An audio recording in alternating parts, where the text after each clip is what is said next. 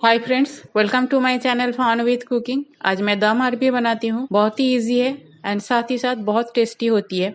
तो चलिए शुरू करते हैं। हाफ के-जी अरबी को मैं बॉईल कर लिया, छील के उसको छोटे छोटे टुकड़े में काट लिया। इस डिश में आलू ऑप्शनल है। मैं यहाँ एक आलू को उबाल लिया और उसे भी क्यूब शेप में काट लिया। तेल गरम हो गया, बॉईल किया हुआ आलू को डाल देती हूँ और इसे फ्राई कर लेती हूँ। मैं यहाँ 2 चम्मच तेल डाला। तेल आप कम भी डाल सकते हो और इससे ज़्यादा भी डाल सकते हो। आलू फ्राई हो गया, इसे तेल से बाहर निकाल लेती हूँ। अब इसी तेल में बॉईल किया हुआ अरबी को डाल देती हूँ और इसे भी फ्राई कर लेती हूँ। अरबी भी मेरा फ्राई हो गया है, इसे भी बाहर निकाल लेती हूँ।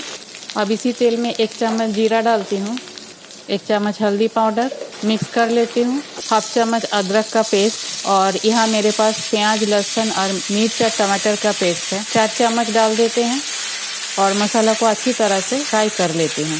2 चम्मच सब्जी मसाला पाउडर डालती हूँ और तेल सेपरेट होने तक इसे फ्राई कर लेती हूँ। मसाला थोड़ा सा ड्राई हो रहा था तो थोड़ा सा पानी डालती हूँ और अच्छी तरह से मसाला को फ्राई कर लेती हूँ। मसाला मेरा फ्राई हो गया, तेल भी सेपरेट हो गया। अब इसमें फ्राई किया हुआ आलू और अरबी को डाल देती हूँ।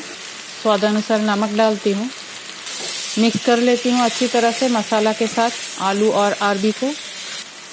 ग्रेवी के लिए 1 कप के आसपास मैं यहाँ पानी डाल देती हूँ। कढ़ाई को कवर कर देती हूँ और मीडियम फ्लेम में 1 उबाल आने देती हूँ।